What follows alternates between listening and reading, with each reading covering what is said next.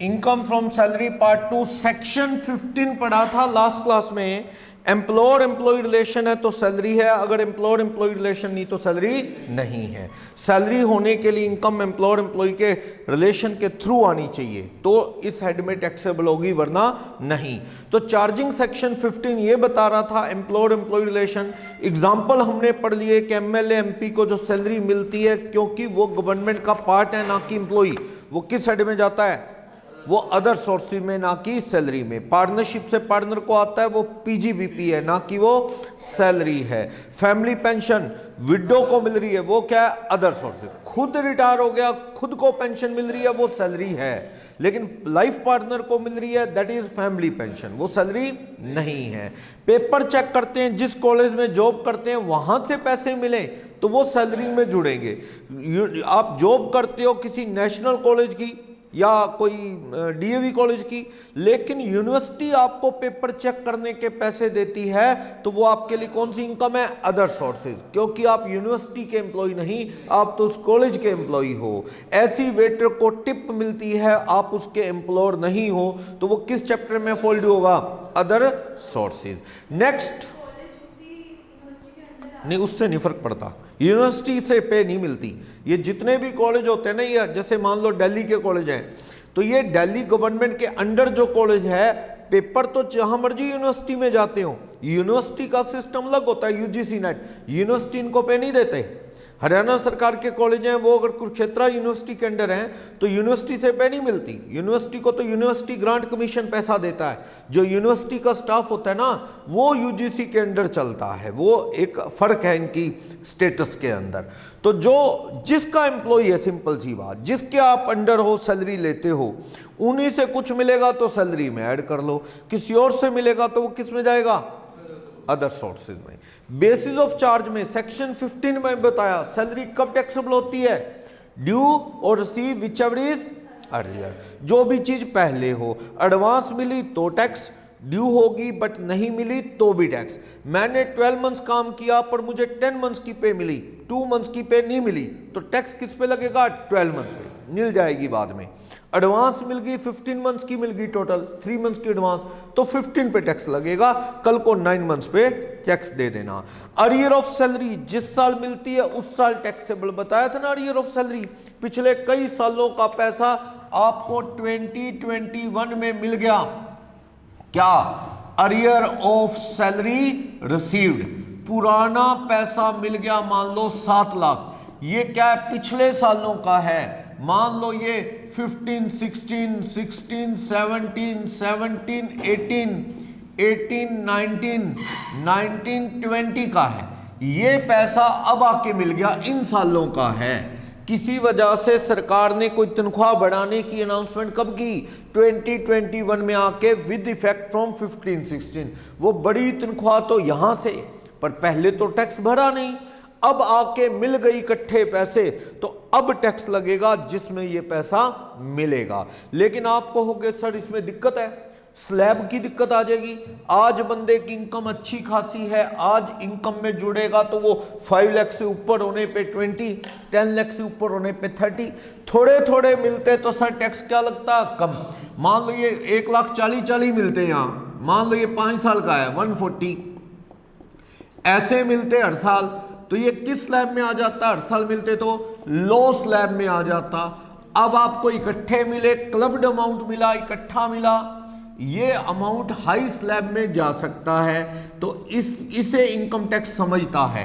एक रिलीफ का चैप्टर पढ़ेंगे हम, रिलीफ 89(1), एक रिलीफ का चैप्टर पढ़ेंगे, उसके अंदर आपको क्या मिल सकेगी, रिलीफ, सेक्शन 89(1) की रिलीफ।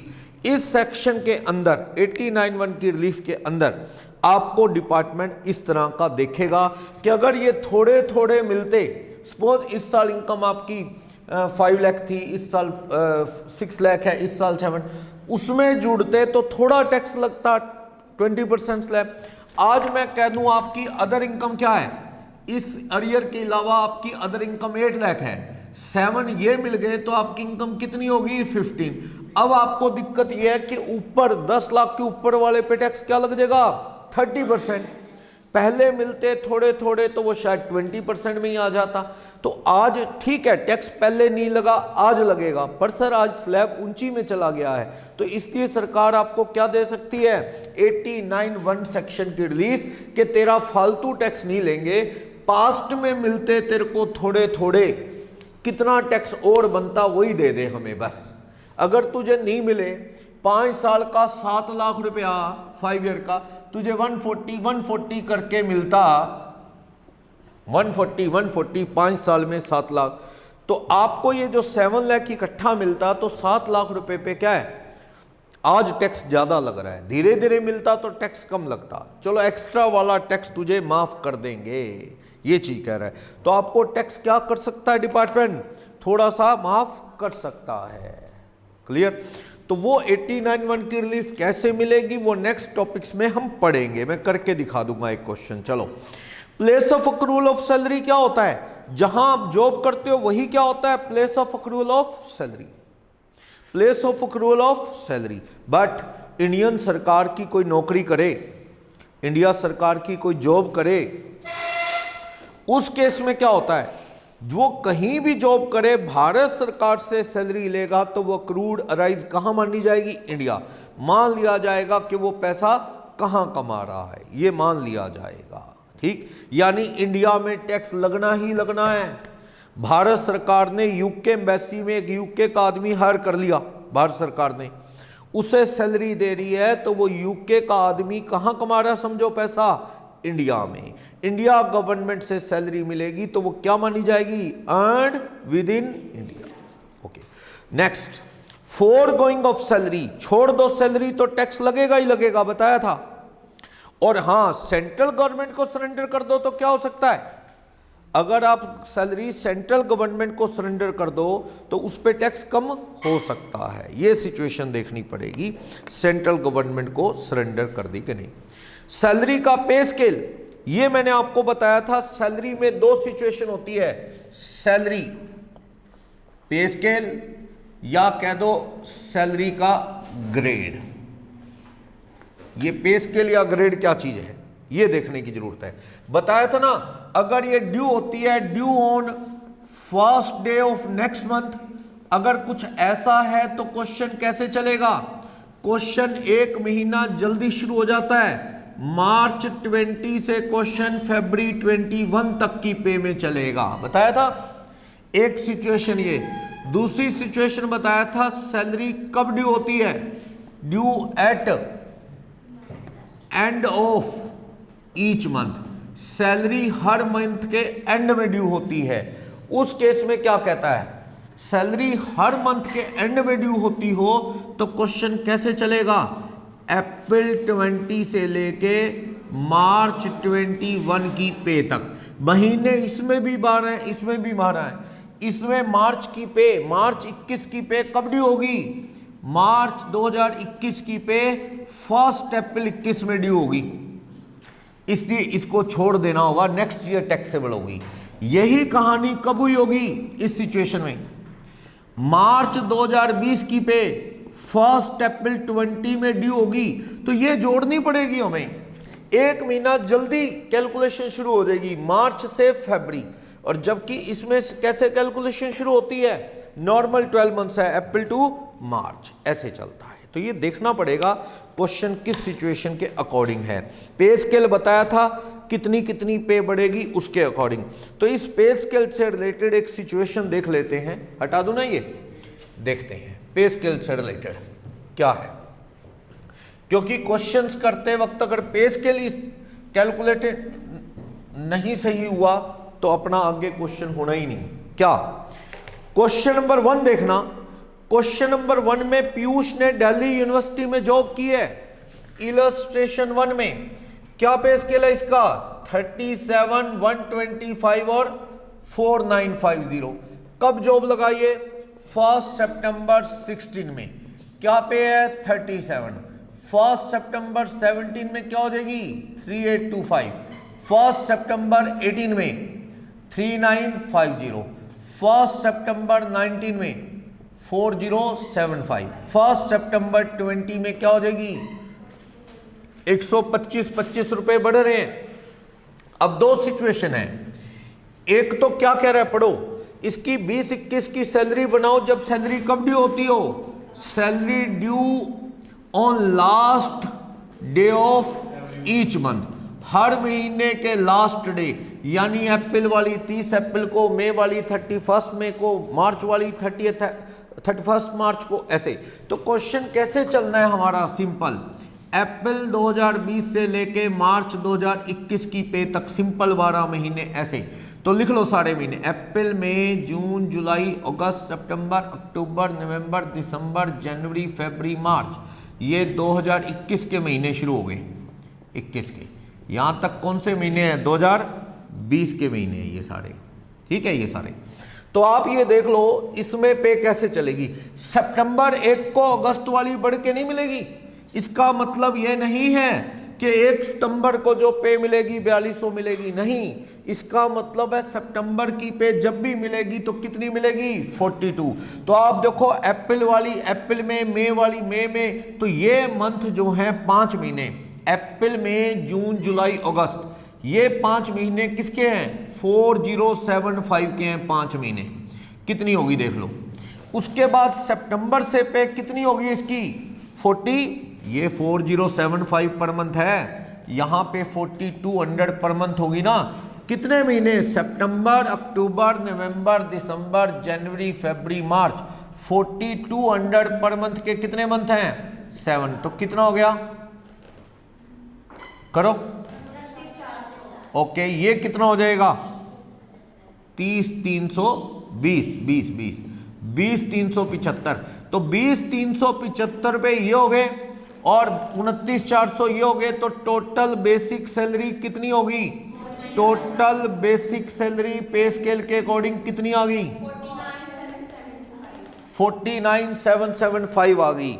लेकिन अगर मैं क्वेश्चन बदल दूं, salary due on first day of next month, अगले महीने की फर्स्ट डेट को सैलरी ड्यू होती है, तो अपना लास्ट मार्च कट जाएगा, आगे मार्च जुड़ जाएगा, लास्ट फरवरी 21 की पे तक करना है, क्योंकि मार्च 21 की पे तो 1 अप्रैल 21 अगले साल में चली जाएगी।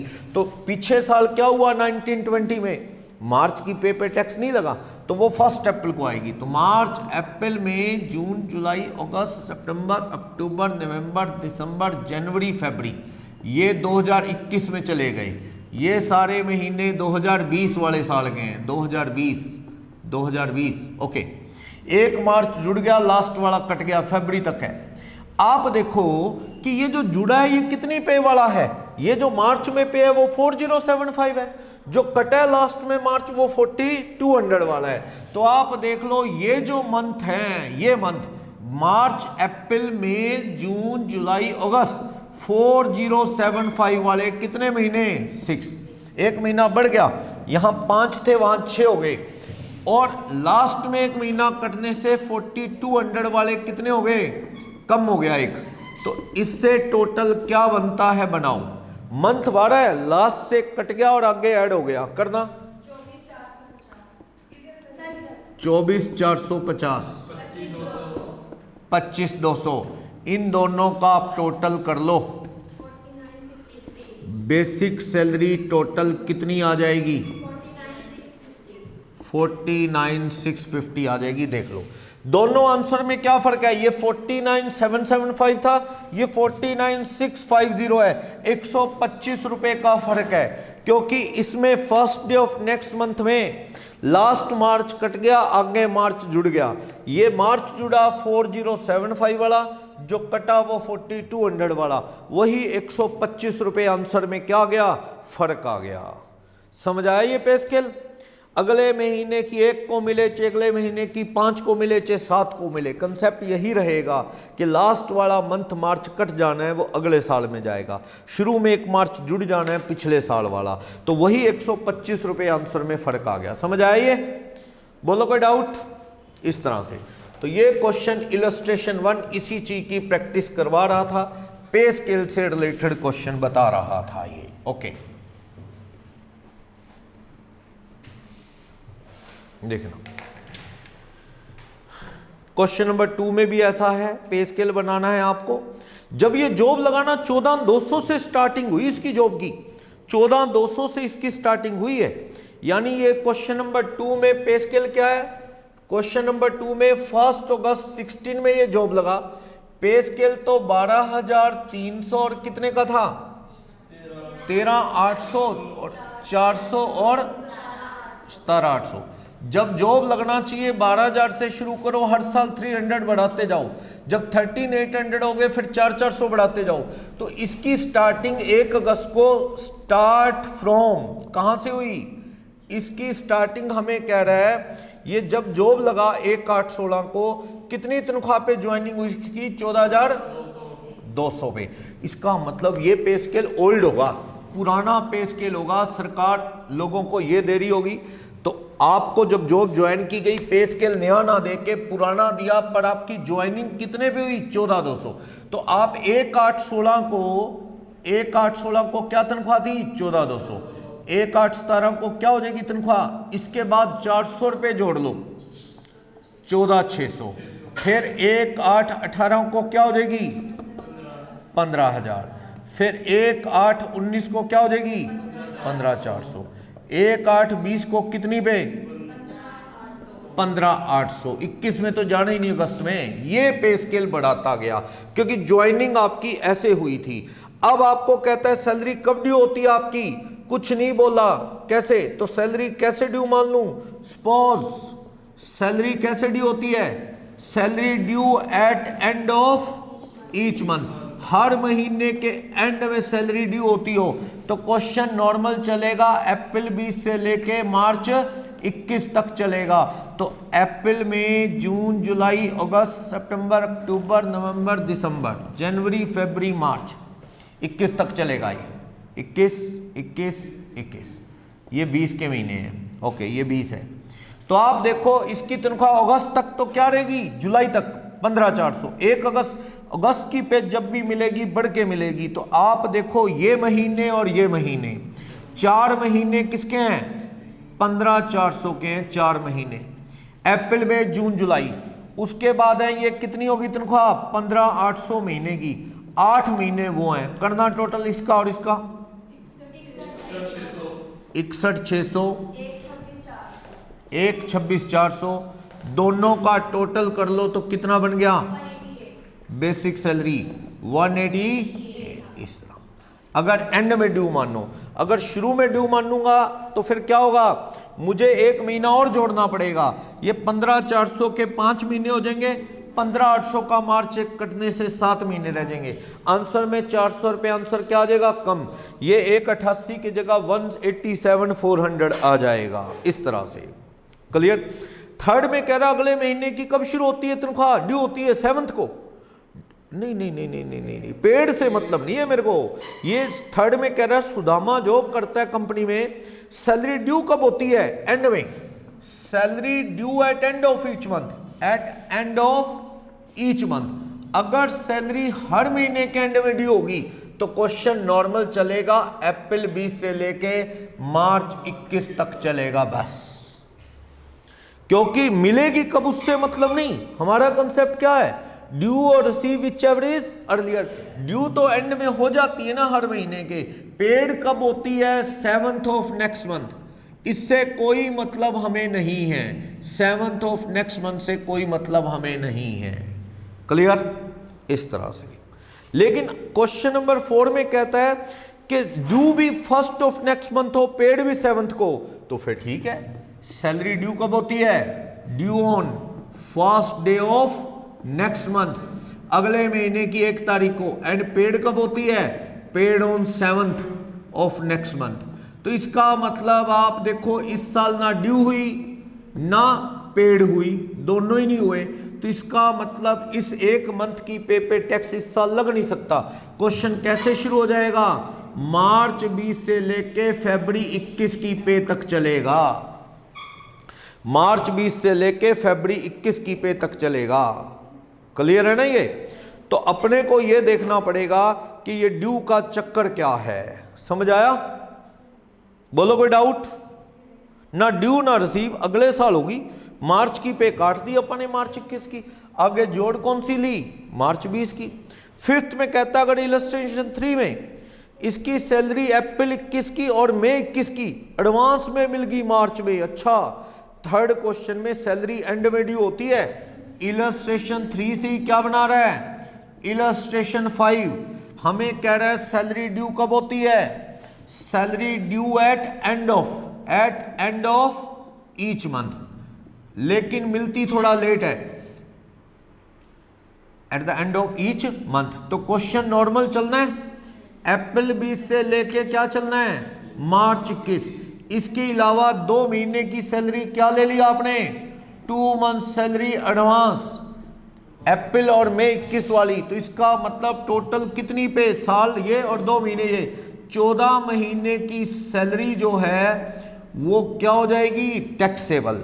आपको 14 मंथ्स की सैलरी पे टैक्स देना पड़ेगा। सपोज आपकी तनख्वाह 40,000 रुपये महीना है, तो 14 मंथ्स की कितनी हो जाएगी बेसिक सैलरी?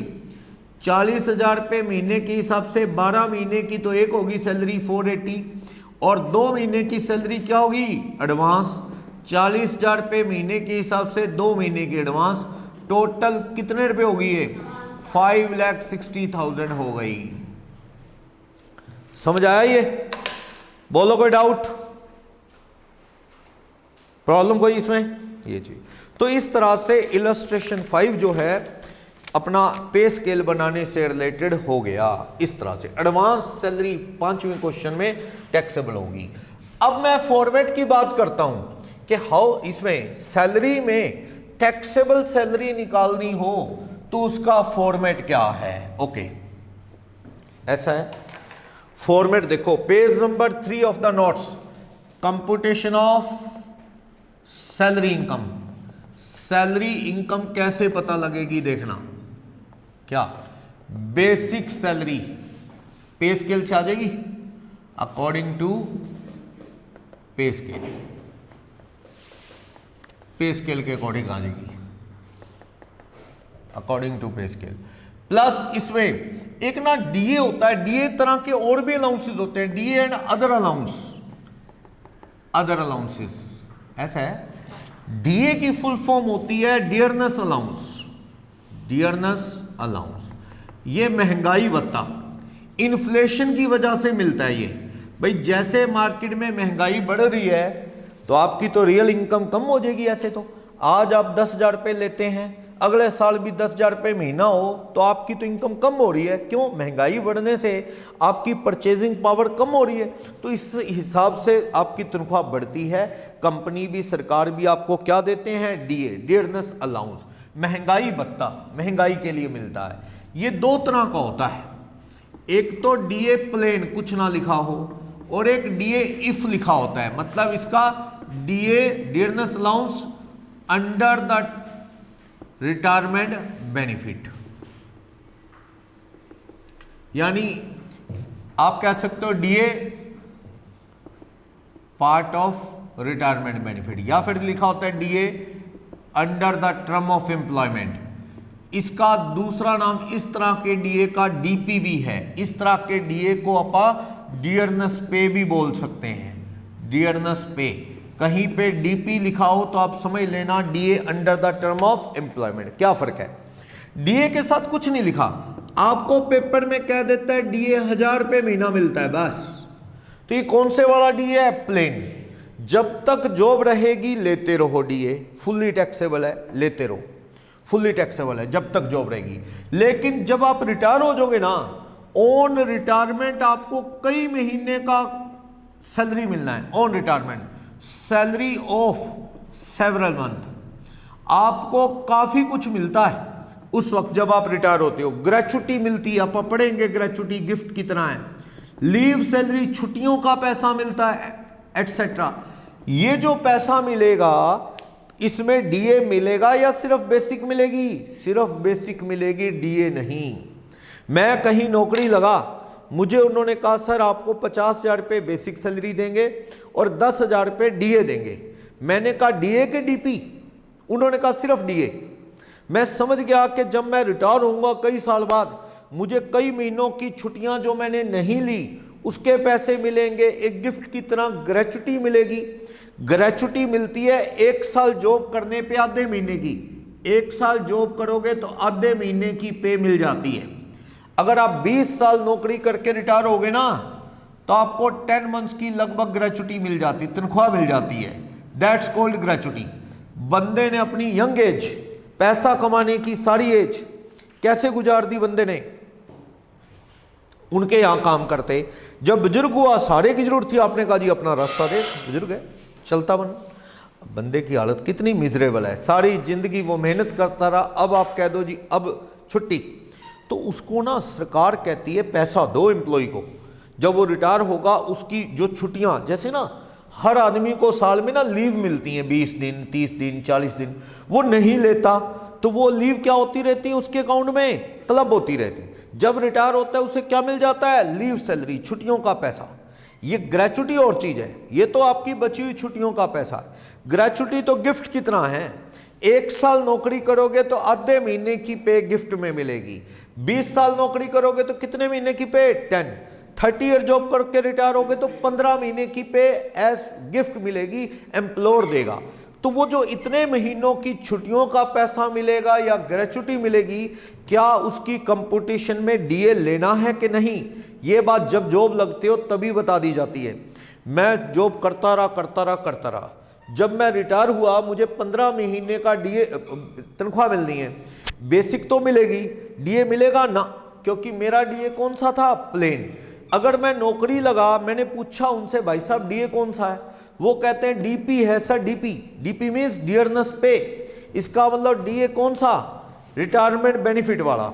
आज कोई फर्क नहीं, जब तक आप जॉब में हो तो कोई फर्क नहीं, दोनों ही केसेस में टैक्स है, चाहे प्लेन डीए लिखा हो चाहे डीए इफ वाला, if the term of employment so provide, यानी रिटायरमेंट बेनिफिट वाला, दोनों ही केसेस में टैक्स है। फर्क यह है कि जब आप रिटायर होंगे तो डीए तब रोल प्ले करेगा, प्लेन वाला हुआ तो मिलेगा नहीं, इफ वाला हुआ तो मिलेगा। फिलहाल जॉब कर रहे हो तो डीए प्लेन हो या डीए इफ वाला, यानी under the term of employment वाला। इफ टर्म, इसको इफ इसलिए लिख देते हैं कि if term of employment so provide, ऐसे लिखा होता है डीए कौन से वाला, if term of employment so provide. इसका मतलब एम्प्लॉयमेंट की कंडीशन में है ये डीए, यानी ये रिटायरमेंट बेनिफिट वाला है। तो डीए इफ वाला, जिसका दूसरा नाम क्या है, डियरनेस पे, या प्लेन डीए, दोनों ही डीए फुल्ली क्या हैं, टैक्सेबल। बस फर्क क्या है, ये प्लेन वाला डीए हुआ, कुछ नहीं लिखा, बस डीए लिखा है, तो इट्स अ प्लेन डीए। तो ये क्या है, जब रिटायर होंगे कई महीनों की लीव सैलरी मिलनी है, कई महीनों की ग्रेचुटी तनख्वाह में मिलनी है, उस वक्त डीए साथ में नहीं मिलेगा, सिर्फ क्या मिलेगी, पे स्केल वाली बेसिक, उस वक्त जो आपकी बेसिक होगी। और इफ वाला डीए हुआ under the term of employment कह लो, या रिटायरमेंट वाला कह लो, या डीपी, इसका मतलब उन महीनों की तनख्वाह की गिनती करते वक्त लीव सैलरी, ग्रेचुटी, बेसिक भी मिलेगी और क्या मिलेगा, डीए भी मिलेगा। इसका फैसला अभी हो जाए तो बढ़िया, कल को तो लड़ मरेंगे वो, मालिक कहेगा मैं तुझे बेसिक दूंगा अकेली, वो कहेगा डीए भी साथ में दो इतने महीने का। तो ये झगड़ा बाद में करने का कोई फायदा नहीं, जब आप जॉब लगते हो तभी बता दिया जाता है डीए इफ वाला है कि प्लेन वाला है। आप सोच समझ के जॉब ज्वाइन कर लेना। समझ आई बात ये, ठीक। तो डीए प्लेन हो या इफ वाला, फिलहाल वो क्या है, फुल्ली टैक्सेबल, डीए सारा का सारा टैक्सेबल होगा। ओके, ये बता रहा है कि डीए टैक्सेबल होगा। तो बेसिक सैलरी आ जाएगी, DA under the term of employment, वो और बड़े अलाउंस मिलते हैं, हम पढ़ेंगे। जब आप जॉब लगोगे ना तो अकेला डीए नहीं मिलता, डीए के अलावा और भी बड़े अलाउंस मिलते हैं, जैसे चिल्ड्रन एजुकेशन अलाउंस। इसमें मैक्सिमम 100 रुपये माफ है, 100 एग्जम्प्ट है पर मंथ पर चाइल्ड। ये हम आगे पढ़ेंगे डिटेल में, मैं तो बस ब्रीफ रेफरेंस दे रहा हूं। जब आप जॉब करते हैं तो पे स्केल से बेसिक मिलती है आपको, बड़े अलाउंस मिलते हैं जिसमें डीए प्लेन वाला इफ वाला दोनों तरह का होता है। बच्चों के नाम से अलाउंस मिलता है, एक बच्चा है एम्प्लॉय का 150 रुपये एजुकेशन के मिलते हैं, मान लो 150, तो हम पढ़ेंगे 100 रुपये उसे क्या है, एक बच्चे के माफ। फालतू वाले 50 रुपये महीना क्या होंगे, टैक्सेबल, 12 मंथ्स के 600 सैलरी में जुड़ जाएंगे। ऐसी बच्चों के लिए हॉस्टल अलाउंस मिलता है, वो माफ है 300 रुपये पर मंथ पर चाइल्ड, मैक्सिमम 2 बच्चों का। ये 2 चाइल्ड का, एम्प्लॉय के 2 बच्चों को मैक्सिमम माफ हो सकता है 300 रुपये हॉस्टल। मान लो एम्प्लॉय के 2 बच्चे ही हैं, एक बच्चे का 400 रुपये मिलता है, तो माफ कितना है 300। 100 पर मंथ पर चाइल्ड क्या हो गया टैक्सेबल। एक बच्चे का 1200, 2 बच्चों का 2400 क्या हो जाएगा टैक्सेबल। ऐसी बड़े मेडिकल अलाउंस मिलते हैं, मेडिकल अलाउंस इलाज के लिए मिलता है, तो ये फुल्ली क्या है टैक्सेबल। इलाज करवाने के लिए मालिक कहता है ये ले मेडिकल अलाउंस, बीमार हो जाए तो बार बार मुझे ना बताना, जो खर्चा हो कर लेना। अब बीमार हो ना हो मालिक तो सबको दे देता है ये अलाउंस, तो ये क्या है फुल्ली टैक्सेबल। ये पढ़ेंगे कौन कौन से कितने माफ हैं और कौन कौन से फुल्ली टैक्सेबल हैं। आपको इसी तरह से और भी बड़े तरह के city compensatory allowance, city compensatory allowance, महंगे शहर में ट्रांसफर हो गई तो आपको खर्चा एक्स्ट्रा मिलता है, वो भी क्या है फुल्ली टैक्सेबल। मैरिज करवाने पे खर्चे बढ़ गए तो वो अलाउंस मिल रहा है, कुत्ता रखने के लिए डॉग अलाउंस मिल रहा है, नौकरी ही ऐसी जगह है आपकी वहां कुत्ते रखने पड़ते हैं, डॉग अलाउंस मिल रहा है, फुल्ली टैक्सेबल। इसमें एक हाउस रेंट अलाउंस आएगा, house rent allowance HRA section 1030 ने, इसमें कुछ माफ होगा, कुछ टैक्सेबल, कुछ एग्जम्प्ट हो सकता है, कुछ क्या हो सकता है टैक्सेबल। तो मैं ये पढ़ूंगा पूरी लिस्ट कौन कौन से अलाउंस टैक्सेबल हैं और कौन कौन से एग्जम्प्ट। अलाउंसेस कोई सर्टेन रिक्वायरमेंट को फुलफिल करने के लिए कैश मिलता है आपको हर महीने, for the satisfaction of certain requirement. बच्चों को पढ़ाने के लिए, उनके हॉस्टल के लिए, आपको अपने ट्रैवल करने के लिए, आने जाने के लिए ट्रैवल अलाउंस मिल गया, जैसे entertainment allowance, medical allowance, house rent allowance etcetera. उसमें कौन से एग्जम्प्ट हैं, कौन से टैक्सेबल हैं, ये अपने को देखना पड़ेगा, अपन देखेंगे। जो जो टैक्सेबल है जोड़ लो, जो माफ है वो छोड़ दो बस, ठीक। इसके अलावा आपको परक्विजिट्स मिलेंगे, परक्विजिट्स मतलब फैसिलिटीज।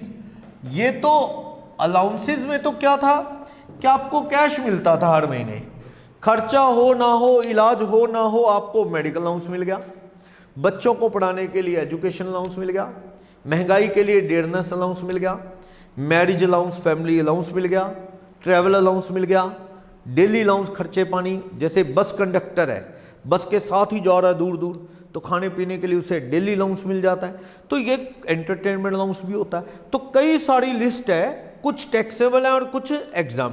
कितने टैक्सेबल कितने एग्जाम्प्ट ये अपन देखेंगे। फिलहाल अलाउंसेस तो होता है कैश मिल जाता है हर महीने, परक्विजिट में कैश नहीं मिलता। इसमें तो क्या होता है, आपको रहने के लिए क्या मिल गया, घर, पक्स, परक्विजिट्स।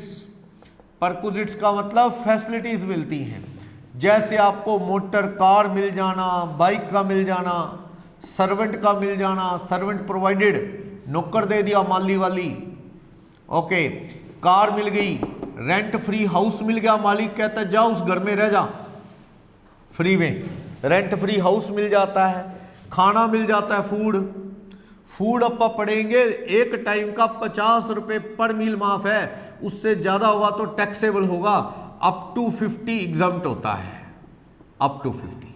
आपको ऑफिस में खाना मिलता है, आप कहते हैं जी यहीं पूरा पेट भर लो, फ्री का है, घर से हल्का खा के आओ, वहां पे आपने क्या 120 का खा लिया, मालिक ने तो खुला छोड़ा, भी खा लो जितना खाया जाए, 120 का रोज खाते हो आप, कितना एग्जम्प्ट करेगा इनकम टैक्स 50, 70 क्या होएगा टैक्सेबल, इसलिए खाना हिसाब से खाना, टैक्स का चक्कर है तो वो भी है। कई बार मालिक आपको गिफ्ट दे देगा काम से खुश होके कि सबको गिफ्ट मिलेगा इतना इतना, तो हम पढ़ेंगे अप टू 5000 गिफ्ट क्या होगा एग्जाम पर। गिफ्ट का मतलब गिफ्ट, आजकल कोई बर्थडे पे कैश दे तो कोई लेता है, कैश नहीं चलता ना, कैश चलता है बुजुर्ग लोग दिया करते हैं, जैसे फैमिली मेंबर, इस तरह फ्रेंड सर्कल कोई फंक्शन चले, वैसे तो गिफ्ट का कल्चर बढ़िया हो गया, खत्म ही हो गया है, ये छोटे बच्चों में चलता है ना, पार्टी देनी है तो दे दे, बदले में कुछ नहीं यही चलता है।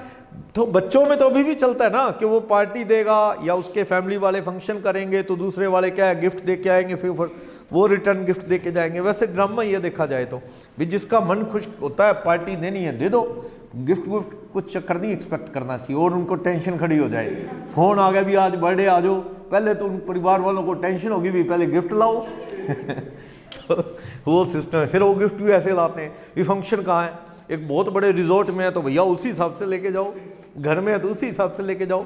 तो अब धीरे धीरे खत्म हो रहा है ये, मतलब बच्चों में भी ये खत्म हो जाएगा गिफ्ट का।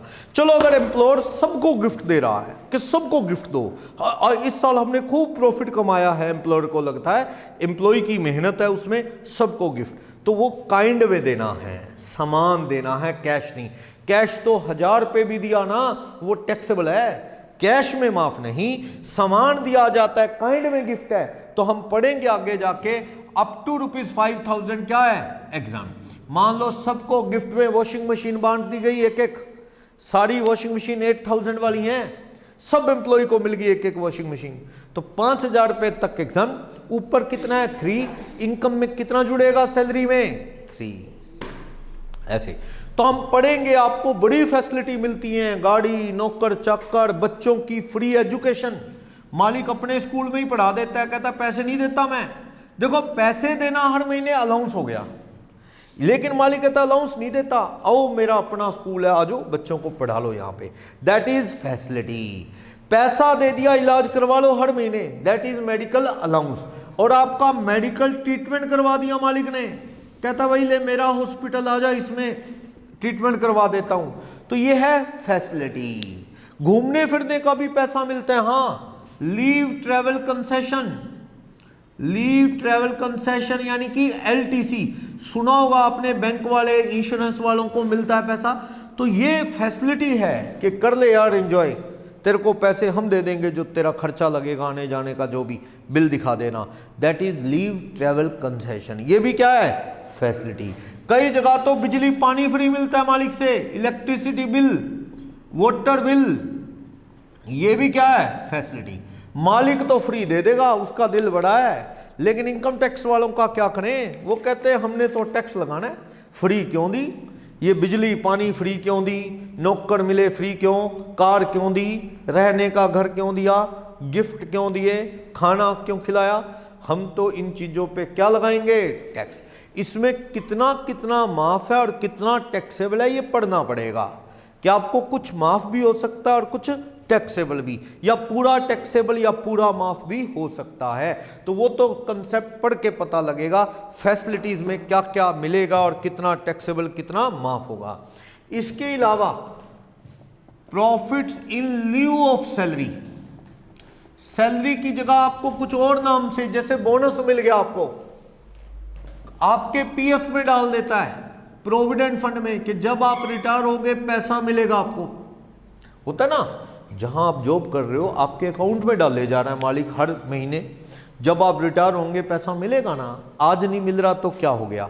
या कुछ और तरह के बेनिफिट भी दे देता है, जैसे मान लो मैं कहीं जॉब करता हूं किसी कंपनी में, वहां मैंने 3 साल का बॉन्ड भर रखा है कि भाई मैं नौकरी नहीं छोड़ूंगा, यहां उन्होंने बॉन्ड भरवा रखा है, सुमित तूने जॉब छोड़ी तो तुझे 2 लाख रुपए पेनल्टी देनी पड़ेगी, 3 ईयर का ये तेरे पे क्या रिस्ट्रिक्शन है। मैंने ज्वाइन कर ली, काम सिखा रहे हैं, बढ़िया मैं सीख रहा हूं। इस बीच एक और कंपनी आके कहती है यार हमारी कंपनी में आ जा, तनख्वाह तुझे ज़्यादा देंगे। मैंने कहा जी एक तो बात यह है कि तनख्वाह तो ज़्यादा ठीक है, पर ये 2 लाख रुपये मेरे पे जुर्माना लगा देंगे। लिमिटेड पीरियड के लिए किसी को रिस्ट्रेन तो किया जा सकता है थोड़े टाइम के लिए, तो मैंने कहा ये फाइन लगा देंगे। दूसरी कंपनी कहती मत डर, तू जॉब छोड़ दे, हम भरेंगे तेरे पैसे। उनको मेरी जरूरत है तो वो क्या कहेंगे, कहेंगे हम भर देते हैं तेरे 2 लाख, आजा। मैंने कहा ठीक है फिर क्या दिक्कत, आ जाता हूँ, पे ज़्यादा मिल रही है। तो मैंने वो पहली कंपनी छोड़ दी, मेरे 2 लाख रुपए दूसरी कंपनी ने भरे, तो एक तरह से मैंने भरने थे ना, मेरी जगह किसने भरे, किसी और कंपनी ने।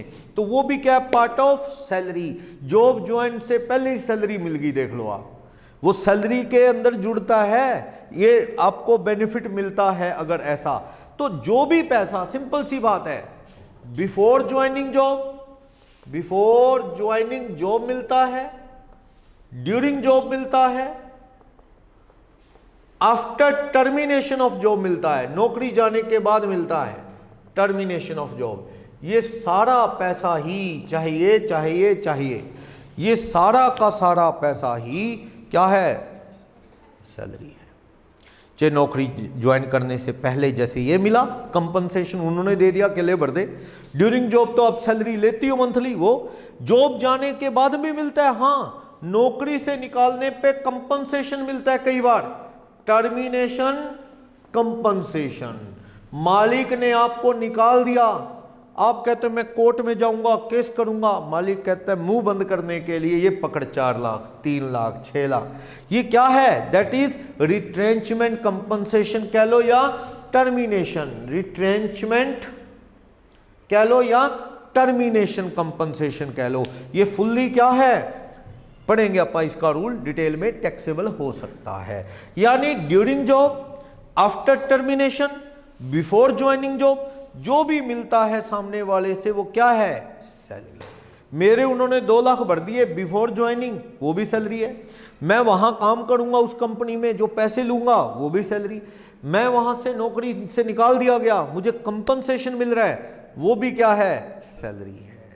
तो ये सब कुछ सैलरी है। इनको बोलते हैं profits in lieu of salary. Salary के नाम से ना देके कुछ और फायदे दे दिए गए, दैट इज इन ल्यू, यानी इंस्टेड ऑफ सैलरी आपको कुछ फायदे मिले तो वो भी क्या कंसीडर हो सकते हैं, सैलरी माने जा सकते हैं। ये पढ़ेंगे अपन डिटेल में। तो फॉर्मेट में ये सारी चीजें आगे आएंगी। इनको क्या बोलते हैं, ग्रोस सैलरी। मान लो इन सब चीजों का टोटल 7 लाख है, इसमें से अपना डिडक्शन का एक सेक्शन है डिडक्शंस, जिसमें पहला सेक्शन है स्टैंडर्ड डिडक्शन। स्टैंडर्ड डिडक्शन ये फिक्स है, फिक्स कितनी रुपए माफ है, 50,000। इनकम टैक्स कहता है चल यार बेचारे को 50,000 रुपये सीधा ही माफ कर दो सैलरी में। जैसे हाउस प्रॉपर्टी में तो 30% होता है, अलग अलग हेड के अंदर अलग अलग रूल है। सैलरी में कितना माफ है, 50,000। कुछ नहीं करना, ये कुछ करने क्या नहीं है, सीधा ही माफ है कि चलो यार इसके खर्चे हो जाते होंगे, काट दो। लेकिन अगर 115 BAC ऑप्ट कर लिया, मुसीबत 115 BAC, इफ 115 BAC ऑप्टेड, तो आप समझ लेना no standard deduction is allowed. Standard deduction of ₹50,000 is allowed. 50,000 वाली डिडक्शन नहीं मिलेगी, स्टैंडर्ड डिडक्शन आपको नहीं मिलेगी। समझे बात, इस तरह से।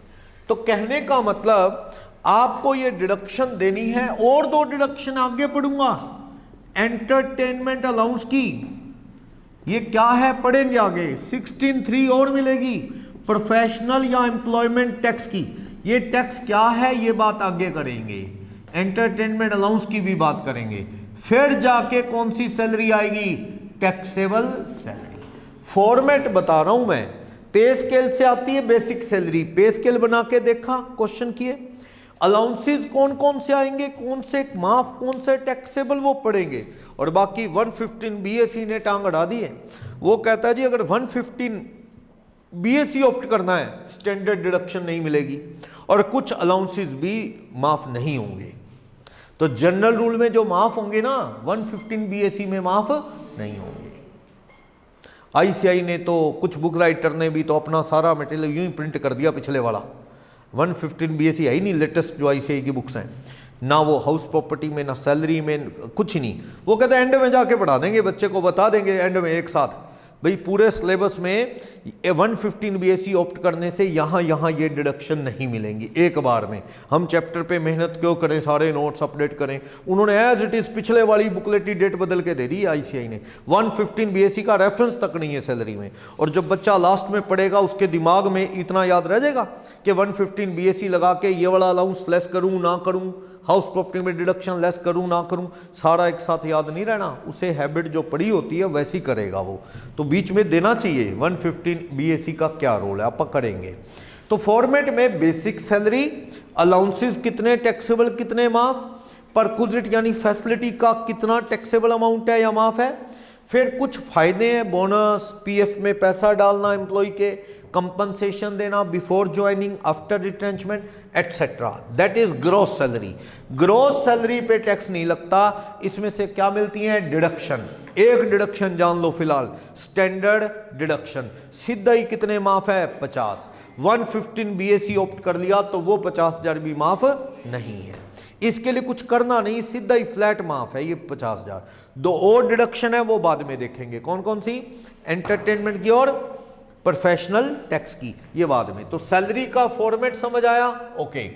तो सैलरी इस फॉर्मेट के अकॉर्डिंग चलती है, इस फॉर्मेट के अकॉर्डिंग हम टैक्सेबल सैलरी तक आएंगे धीरे धीरे अपनी कैलकुलेशन करते हुए, ठीक है।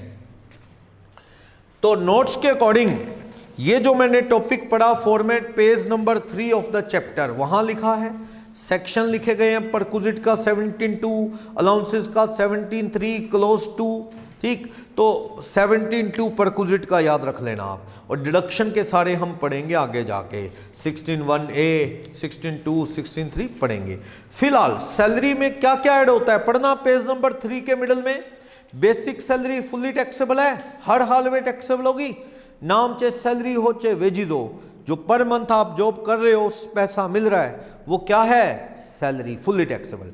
डीए या डीपी फुल्ली टैक्सेबल। डीए होता है प्लेन, जो रिटायरमेंट में कई महीनों की तनख्वाह मिलेगी उसके साथ नहीं मिलेगा, उसकी कैलकुलेशन में नहीं आएगा। जैसे मान लो mister X retired on 30th November 2020, इस नवंबर को रिटायर हो गए। At the time of retirement, retirement के वक्त उनकी बेसिक सैलरी 50,000 रुपये महीना है, ठीक है, और उस वक्त मिलती थी उनको। डीए जो है प्लेन था 10,000 रुपये महीना। अब मिस्टर एक्स को ग्रेचुटी मिलनी है, ग्रेचुटी 15 महीने की तनख्वाह मिलनी है, लीव सैलरी मिलनी है 6 महीने की तनख्वाह। तो अब सवाल यह है कि बेसिक मिलेगी कि डीए, बेसिक ही मिलेगी, क्योंकि डीए कौन से वाला था इनका, प्लेन वाला। तो आप यहां जो तनख्वाह गिनेंगे तो 50,000 रुपये महीने के हिसाब से बेसिक लेना, तो कितनी 7.5 लाख, और यहां भी कितनी लेना 50,000 रुपये महीने के हिसाब से, 50,000 पर मंथ के हिसाब से बेसिक सैलरी कितनी 50, तो कितनी 3 लाख। टोटल मिला के टैक्स इसको अमाउंट कितना मिला 7.5 और 3 10.5। अगर ये डीए इफ वाला है, देखना if term of employment so provide, यानी शुरू में ही बात हुई है कि रिटायरमेंट बेनिफिट का पार्ट है, यानी ये क्या है डीपी। डीए इफ वाले को क्या कह सकते हैं, डियरनेस पे, डीपी। तो ये यहां मिलेगा 50 बेसिक नहीं, डीए इफ वाला भी मिलेगा, बेसिक नहीं डीए इफ वाला भी मिलेगा, यानी 50 प्लस डीए 10 कितना मिलेगा यहां 60।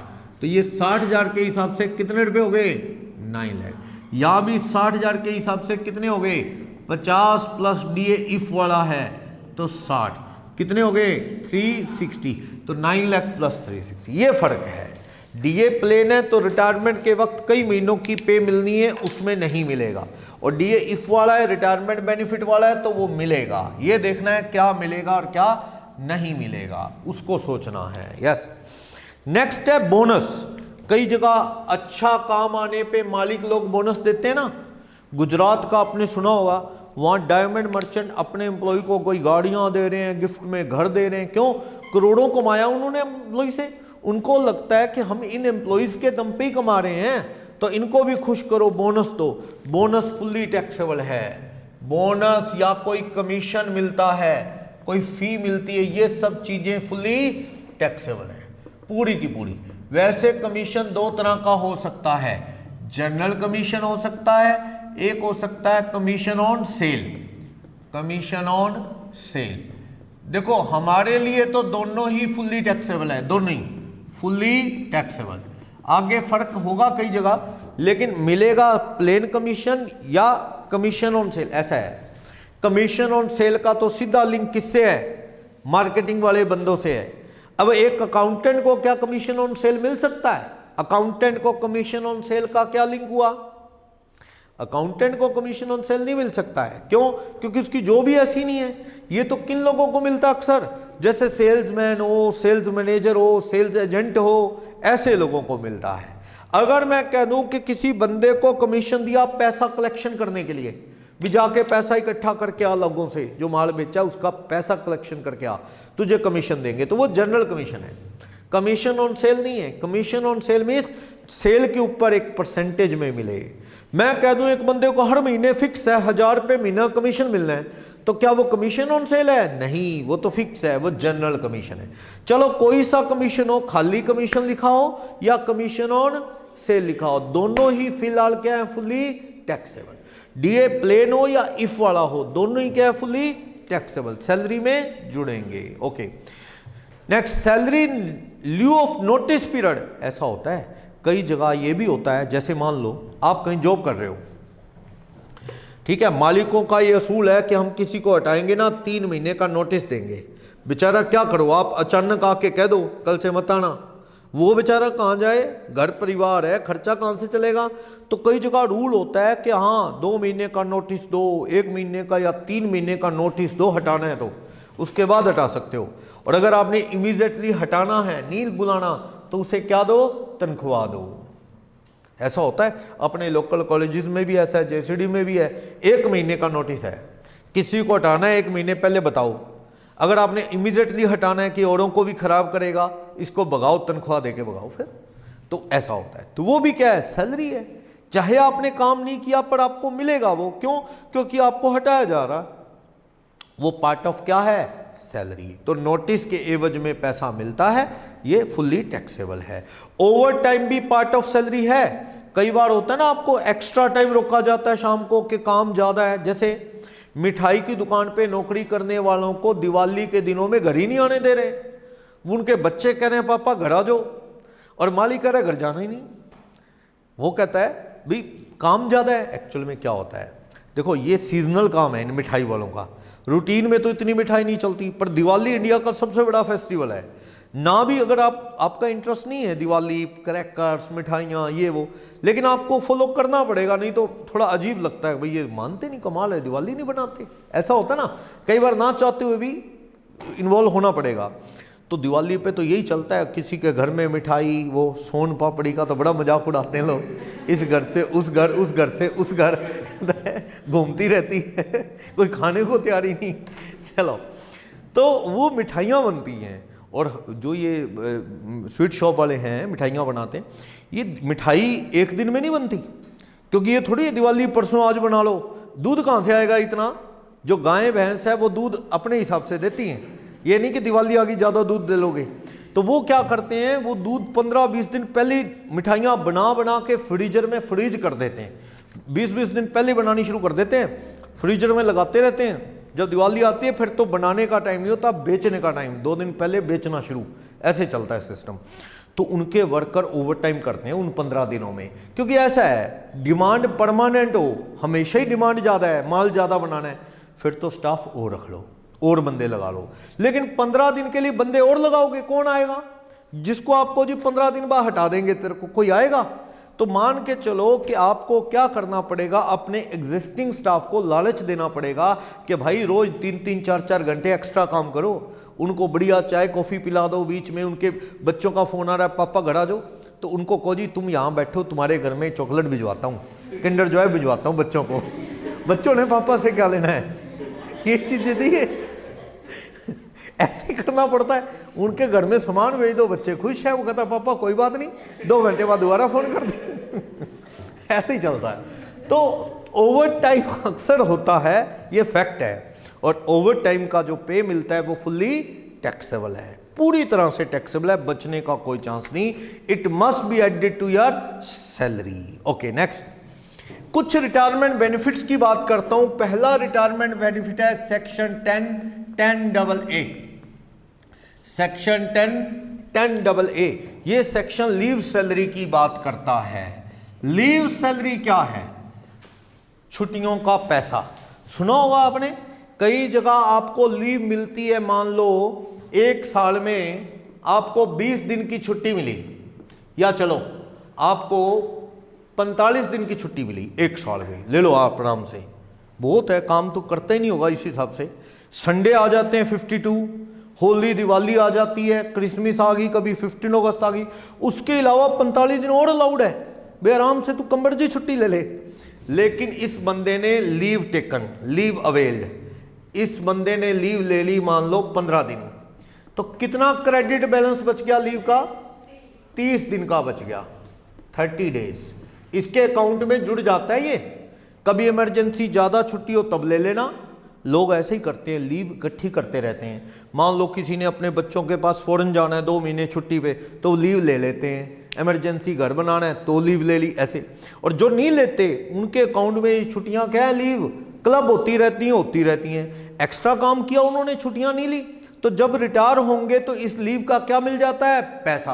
और कुछ लोगों ने तो रिटायरमेंट से पहले ही कैश करवा लिया होता है। मान लो मिस्टर एक्स जॉब कर रहा है 20 ईयर से, लास्ट 20 ईयर से जॉब में है, अभी और भी एज पड़ी है उसकी 10-15 साल नौकरी की, घर में जरूरत हुई पैसे की, इसके अकाउंट में क्रेडिट बैलेंस ऑफ लीव पड़ा था, मान लो 450 दिन। इसको मंथ बनाना, कितने बन जाएंगे? 30 से डिवाइड करके, इससे मंथ बन जाएंगे 15 मंथ्स। इसने अपने एम्प्लॉयर को कहा, साहब मेरे घर में बड़ी ज़रूरत है पैसे की, घर बनाना है, बीच में काम रुका हुआ है, मेन गेट लगा नहीं है, ये है वो है। तो मालिक कहता फिर, कहता जी मेरे अकाउंट में जो लीव इकट्ठी हुई पड़ी हैं, रिटायरमेंट छोड़ो अभी दे दो। तो ये 15 महीने की इसने क्या ले ली अपनी बची हुई छुट्टियों की? Leave salary. कुछ लोग कब लेते हैं? लेते ही नहीं, कहते कब लेंगे? रिटायरमेंट पे लेंगे। कुछ लोगों को जरूरत होती है, और कुछ लोग ऐसे भी हैं इकट्ठी करते ही नहीं, हर साल छुट्टियां बची, कहता लाओ पैसे, यानी इकट्ठी करते ही नहीं। जैसे साल में आपको 45 डेज की लीव मिली, अब ये कितने डेज की लीव मिलती है, ये बिजनेस टू बिजनेस डिपेंड करता है। मुझे लगता है कंपनीज में तो महीने में 1 छुट्टी देने वही बहुत है, 10-12 दिन छुट्टी साल में एक्स्ट्रा देने वही बहुत है। मुझे इतना पता है जितने भी आसपास प्राइवेट स्कूल्स हैं, प्राइवेट कॉलेज हैं, ये 1 महीने में 1 छुट्टी अलाउ करते हैं बस। 1 महीने में 1 छुट्टी तुम ले सकते हो, उससे ज़्यादा छुट्टी लोगे, संडे तो है ही है, चलो इसके अलावा पर्सनल 1 लीव ले लो, उससे ज़्यादा लीव लोगे तो तनख्वाह कटेगी, ये सिस्टम है। लेकिन हमारी बुकिश दुनिया में तो ऐसे ही करने हैं, साल में 2 महीने की छुट्टी और ले ले, 1.5 महीना, यहाँ पता नहीं इतनी छुट्टियाँ कहाँ देते हैं। आपको बिजनेस टू बिजनेस डिपेंड करता है कोई कितनी लीव देता है। वैसे जमाना नहीं है ज़्यादा लीव देने का, कौन देता है इतनी लीव। चलो आपकी कितनी लीव इसने ले ली? 15। कितनी बच गई? 1 मंथ। ये ईयर एंड पे कहता लाओ साहब पैसे दो। एट ईयर एंड इसने लीव क्या करवा ली? एनकैश्ड। कहता जी मुझे इकट्ठी नहीं करनी रिटायरमेंट, और वो छोड़ो, अभी के अभी दे दो, एंजॉय करेंगे लाइफ, 1 महीने के पैसे अभी ले लिए। तो कई तरीके हैं क्या, एक तो हर साल के एंड में साथ साथ ले लो अपने पैसे, एक क्या छुट्टियां क्या कर लो, इकट्ठी कर लो, जुड़ती रहेंगी, कभी जरूरत पड़े पैसे की तब ले लेना। तीसरा तरीका क्या है, लीव इकट्ठी करते रहो, जब रिटायर हो गए तब ले लेना। ये पैसा लीव का आपको मिलना ही है, आपका पैसा है, ये मिलेगा। लेकिन चलो लीव का पैसा क्या है वो तो मैंने आपको बता दिया, लेकिन माफ है कि टैक्सेबल उसका क्या होगा देखना। ये कहता है सेक्शन 10(10)AA, बिफोर रिटायरमेंट मिलेगा किसी को भी, before retirement, taxable for all employee, taxable for all type of employee. All से मेरा मतलब आप गवर्नमेंट हो चाहे प्राइवेट हो, कोई फर्क नहीं पड़ता, गवर्नमेंट चाहे नॉन गवर्नमेंट एम्प्लॉई, हर हाल में फुल्ली टैक्सेबल है। आपकी सैलरी में क्या हो जाएगा? ऐड, फुल्ली टैक्सेबल है। क्लियर? राम प्रकाश रेलवे में नौकरी करता है, आज उसकी एज 45 है राम की, और उसके अकाउंट में 5 महीने की छुट्टियां पड़ी हैं। राम ने कहा अभी दे दो सर, जरूरत है, ले ली, फुल्ली टैक्सेबल। वो 5 महीने की पे राम की सैलरी में जोड़ लो। या वो आदमी जो हर महीने हर साल जो बची छुट्टियां कैश करवा लेता है, वो भी फुल्ली टैक्सेबल है, चाहे वो गवर्नमेंट एम्प्लॉय हो चाहे प्राइवेट हो। क्लियर? अब आ जाओ ऑन रिटायरमेंट। अगर आपको लीव का पैसा कब मिलता है? रिटायरमेंट पे।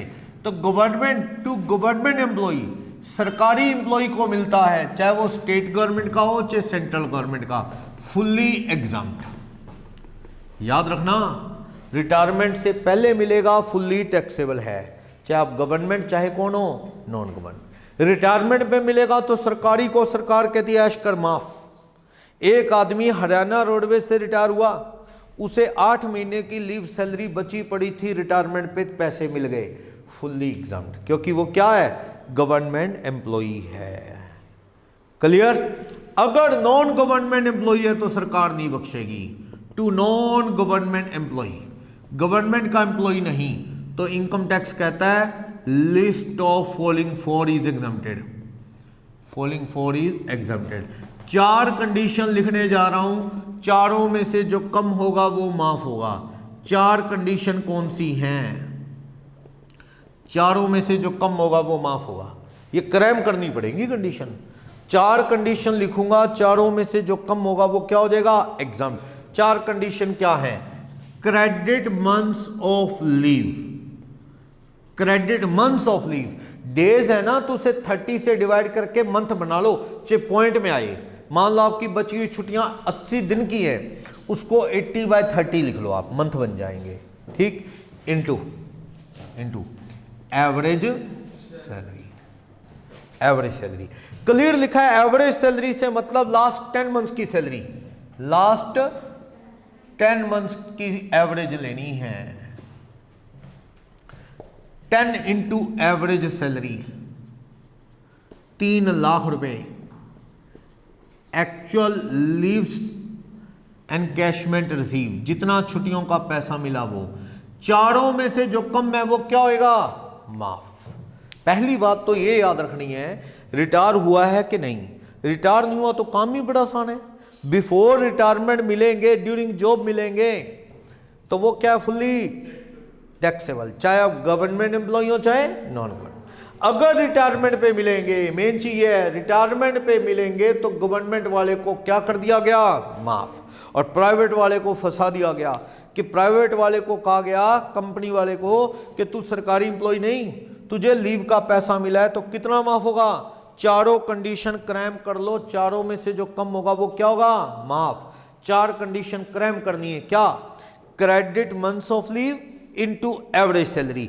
एवरेज सैलरी में क्या? लास्ट 10 पे जो आपकी जेब में आई उसको ऐड करके 10 से क्या कर लो? डिवाइड। अगर तो सैलरी बदली नहीं है पिछले 2-3 साल से तो एवरेज क्या? सेम ही आएगी। लेकिन बीच में सैलरी बदली है पे स्केल की वजह से, कुछ महीने पे क्या थी, कुछ महीने कुछ और, तो आपको ऐड करके 10 महीने मंथ की पे 10 से डिवाइड करना होगा। Clear?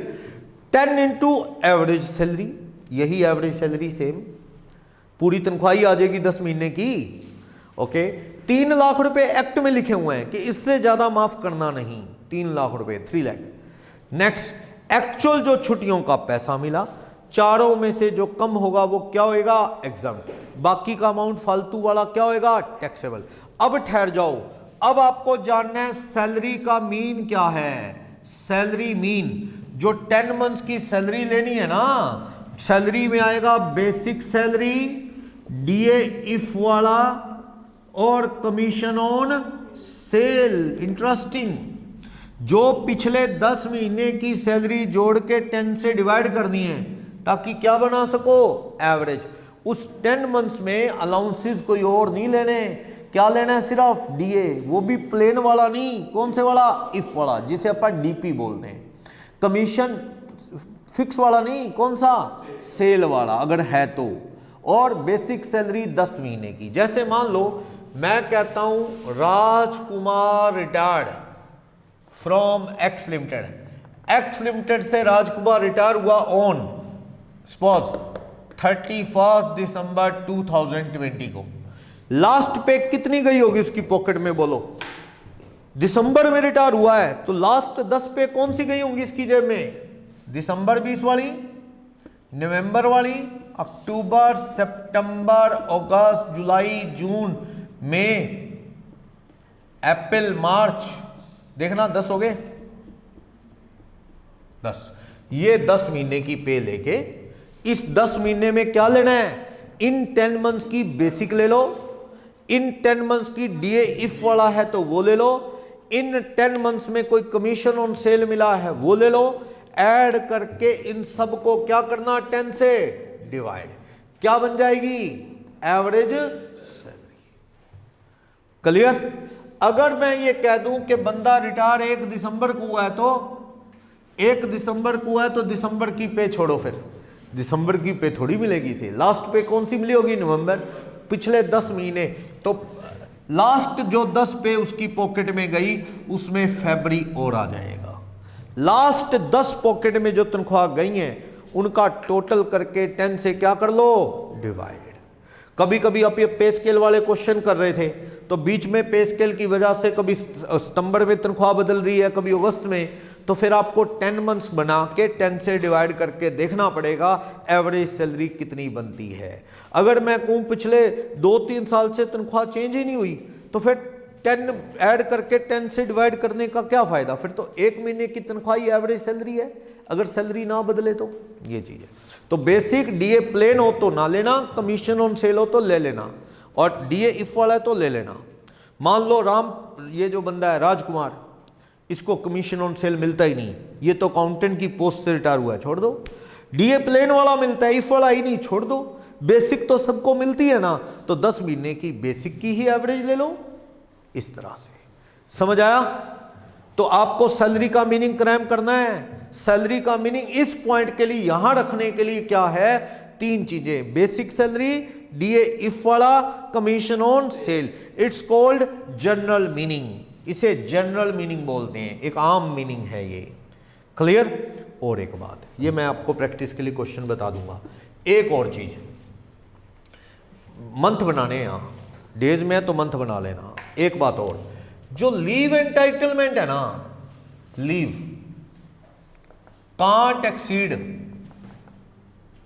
1 month for each completed year of service. अगर आप नौकरी 10 साल 8 महीने करते हो, महीने छोड़ो, 10 साल पूरे काम किया आपने, तो कितनी लीव मिल सकती है आपको? 10 महीने बस, उससे ज्यादा नहीं। उसमें से जो छुट्टियां ले ली आप माइनस कर लो, वो रखना है यहां पे। लीव जो बैलेंस लिखना है ना, वो इस हिसाब से लिखना है कि 1 साल में 1 महीने से ज्यादा छुट्टी अगर मिली है मालिक से, इनकम टैक्स कहता हमें मत बता, 1 साल में 1 महीने के हिसाब से कितनी छुट्टियां बनती हैं, माइनस जो तूने ले ली, ठीक, बची हुई लीव का जो मंथ है वो लिख दूं। सुनना, मैं कह रहा हूं Rajkumar working in Y limited for last 20 year and 11 month, 20 साल 11 महीने नौकरी करके वो क्या है, वाई लिमिटेड से राजकुमार रिटायर हो गया, और Y limited allow him 2 months leave per year. बड़ी छुट्टियां देती है, 1 साल में 2 महीने छुट्टी करैश, तनख्वाह पूरी ले ले, मत आना 2 महीने चाहिए ऐसे। उसने टोटल लीव कितनी ले ली, टोटल लीव अवेल्ड, उस बेचारे ने 15 महीने की छुट्टियां ले ली during job 15। According to employer कितनी छुट्टी बची पड़ी है बताओ? According to employer balance leave का कितना है? आपने कितने साल नौकरी की, मंथ छोड़ो, कंप्लीट ईयर कितने हैं, 20 साल। मालिक आपको कितनी छुट्टी देता है? 2 महीने। तो मालिक के हिसाब से कितनी छुट्टी बन गई? 40 माइनस आपने लीव ले कितनी ली, लीव अवेल्ड कर ली आपने 15 months. According to employer credit balance of leave कितना बच गया? 25 मंथ्स। पर मुझे ये नहीं चाहिए, मुझे चाहिए according to income tax. Income tax क्या कहता है? 20 साल में कितनी छुट्टी मिल सकती है? 20 महीने। तूने ले कितनी ली? तूने लीव ले ली 15 महीने की, तो हमारे हिसाब से क्रेडिट बैलेंस ऑफ लीव कितना बचता है? 5 महीने। हम यहां पे 5 महीने ये वाले रखेंगे इनकम टैक्स के अकॉर्डिंग। मालिक का छोड़, तू मालिक तो तेरे को फ्री में कह दे 12 महीने छुट्टी ले ले, हम तो 1 साल में 1 महीने की लीव मानते हैं, उसमें से जो तूने ले ली वो माइनस कर ले, बैलेंस आ जाएगा। कोई क्वेश्चन ऐसा भी होता है, हमें लीव कितनी उसने ले ली, कितनी बच गई, ये जानने के लिए ये भी बनाना पड़ता है। मान लो मैं कह दूंगा आपको इस क्वेश्चन में, लो देखना, मालिक आपको साल में 2 महीने की छुट्टी देता है और मुझे कह दिया कि उस हिसाब से 25 महीने की छुट्टियां बची पड़ी हैं, मालिक के हिसाब से बची पड़ी हैं। Employer allowed 2 months leave for each year of job, तो कितने महीने की छुट्टी अलाउ की? 40। कहता according to that computation credit balance of leave कितना है? 25 मंथ्स। इट मीन्स आपने छुट्टियां कितनी ले ली? Balancing figure 15 months. अब मुझे ये जानना था, क्योंकि मुझे यहां रखना था, कितनी छुट्टियां ले ली वो माइनस करने के लिए।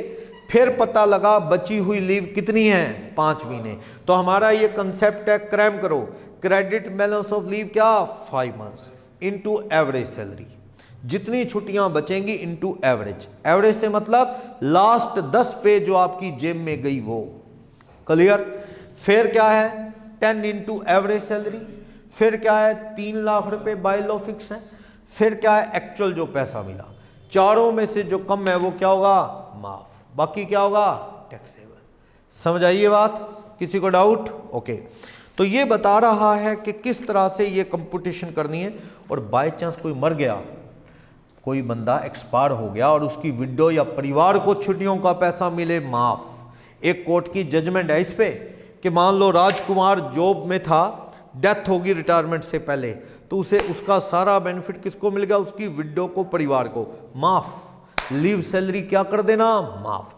डेथ के केस में लीव का पैसा परिवार को जो मिलता है वो क्या हो जाएगा, एग्जम्प्ट। परिवार को उस पर टैक्स देना नहीं पड़ेगा। ये कोर्ट की जजमेंट है। चलो क्वेश्चन नंबर 6 करते हैं, तो ये चीज समझ जाओगे क्वेश्चन नंबर 6 में कैसे किया है आपने। देखना क्या कहता है, पढ़ो क्वेश्चन इलस्ट्रेशन 6 पेज नंबर 4। क्या, अनिल आर लिमिटेड में नौकरी करता था, 36,000 क्या मिली उसे, leave salary at the retirement. कब रिटायर हुआ, 31 जनवरी 21 में। टर्म्स क्या है, बेसिक सैलरी कितनी है राजीव की, इसकी अनिल की 3,000। कब से है ये तनख्वाह, 2018। ये पे 2018 से यही चल रही है, ये पे बदली नहीं है 2018 से। और during 22 year end 8 months job, उसके खाते में लीव कितनी बची पड़ी है, 12 मंथ्स।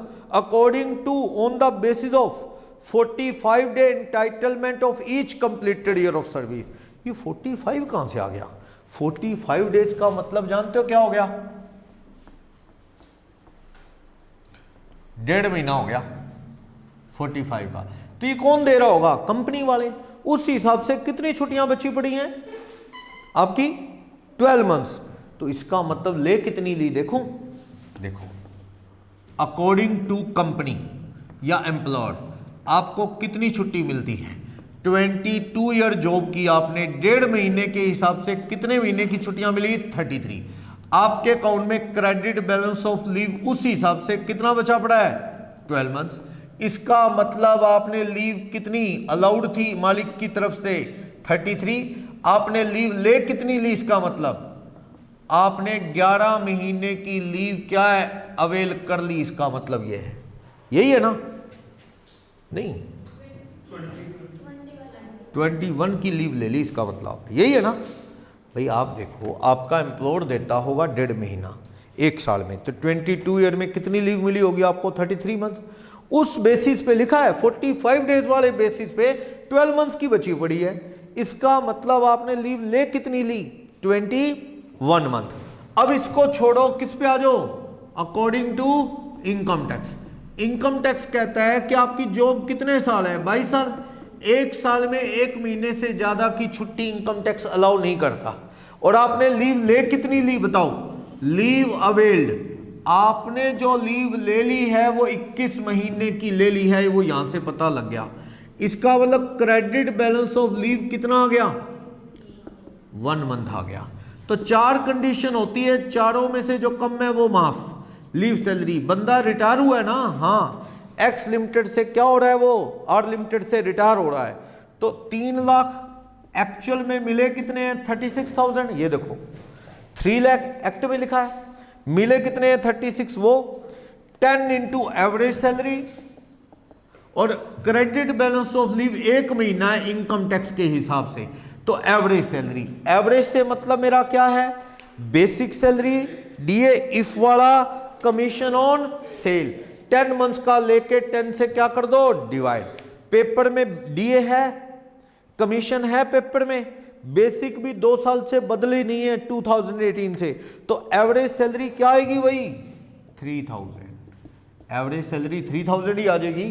पिछले 2 साल से 2018 से सैलरी यही चल रही है और डीए है नहीं, कमीशन है नहीं, तो कितना आंसर रहेगा यहां से देखो, ये 3000, ये 30,000 या तो ये माफ, या ये माफ, या ये माफ, या ये माफ। चारों में से जो कम है वो क्या हो जाएगा? एग्जम्प्ट। चार कंडीशन है, चारों में से जो कम है वो क्या हो जाएगा? एग्जम्प्ट। कितना एग्जम्प्ट हो जाएगा बोलो?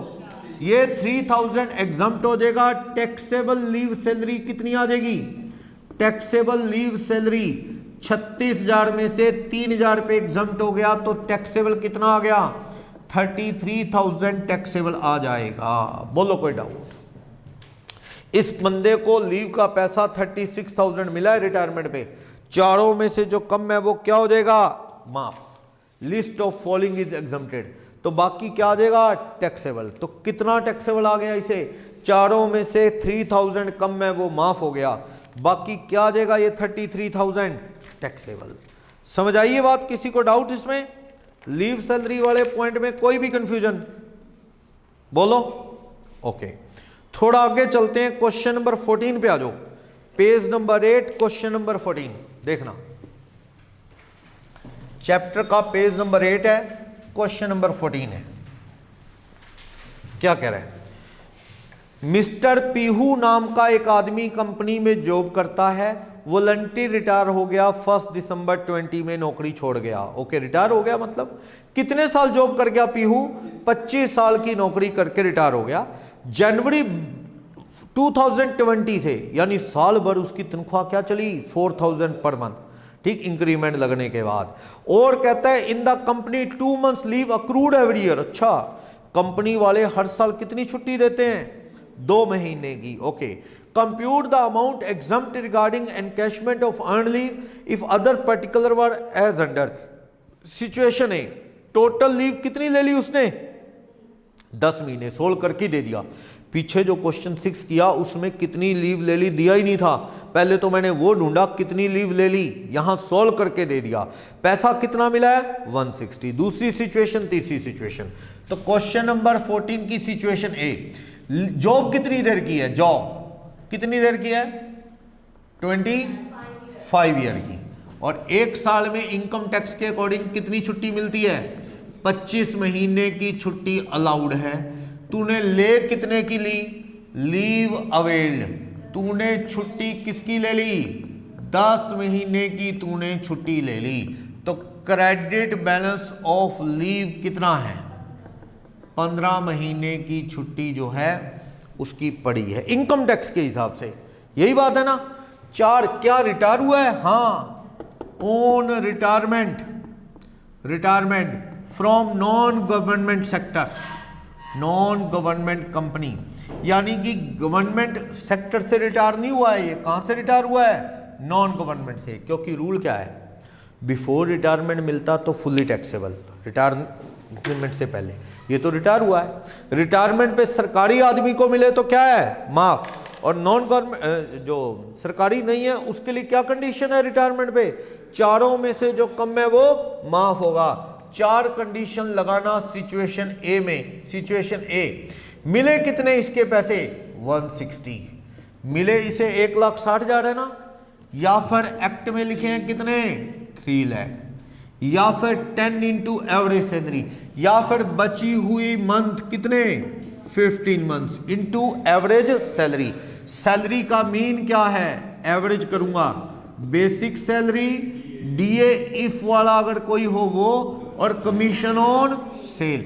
ये कितने मंथ की एवरेज करूंगा? ये सब चीजें मुझे 10 महीने की एवरेज करनी है, 10 मंथ्स की एवरेज लेनी है। तो मुझे बताओ पेपर में डीए है? नहीं। कमीशन है? नहीं। सैलरी सैलरी है बेसिक कितनी? 4,000, और वो भी लास्ट 10 मंथ्स में बदली नहीं है। बंदा रिटायर कब हुआ? 1 दिसंबर। तो लास्ट पे उसकी पॉकेट में कौन सी गई? नवंबर, अक्टूबर, सितंबर, अगस्त, जुलाई, जून, मई, अप्रैल, मार्च और फरवरी। तो फरवरी से लेके नवंबर की पे बदली नहीं। क्या चल रही है उसकी तनख्वाह? 4,000 सेम चल रही है। तो इसका मतलब एवरेज क्या आ जाएगी? 4। तो चारों में से कम क्या है? 60, या कितना है? 40, या ये 3 लाख, या 160। कम क्या है? 40। तो ये तो क्या हो जाएगा? एग्जम्प्ट। चारों में से जो कम है वो एग्जम्प्ट। टैक्सेबल कौन सा हो जाएगा? Taxable amount. टैक्सेबल अमाउंट आ जाएगा कि 1,60 में से इसे 40,000 क्या कर दो एग्जाम, 1,20,000 पे क्या कर दो टैक्सेबल कर दो। समझ आई ए पार्ट? ए पार्ट किसी को डाउट? चारों में से जो कम है वो 40,000 माफ हो गया, मिले 160 है तो 120 क्या हो गए टैक्सेबल। समझे? इसी क्वेश्चन का बी पार्ट देखना, बी पार्ट। बी पार्ट क्या कहता है? कहता है सपोज उसने छुट्टी ली ना, निल, उसने छुट्टी ली नहीं, निल, लीव अवेल्ड कितनी निल, तो बची हुई छुट्टी कितनी आ गई पूरी 25 मंथ्स। यहां क्या रख दो 25, तो ये आंसर कितना आ जाएगा 1,00,000 आ जाएगा। ठीक, चारों में से कम कितना है तब भी 40, मिले कितने इस सिचुएशन में, मिले 2,00,000 है कह रहा है, इस सिचुएशन में 2,00,000 कह रहा है, तो 2,00,000 में से माफ कितने हो गए बोलो 40, टैक्सेबल कितने आ गए 1,60 क्या आ जाएंगे टैक्सेबल, एग्जम्प्ट कितने हो गए 40। समझे बात? लास्ट सिचुएशन में आना, सी। सी में क्या कह रहा है सिचुएशन सी? सी में कह रहा है मिले कितने, पहली बात 80,000, यहां मिले कितने 80, कह रहा है लीव कितनी ले ली 30 मंथ्स, यहां उसने लीव ले ली 30 मंथ्स, इसका मतलब क्रेडिट बैलेंस ऑफ लीव क्या है, कुछ भी नहीं इनकम टैक्स के हिसाब से।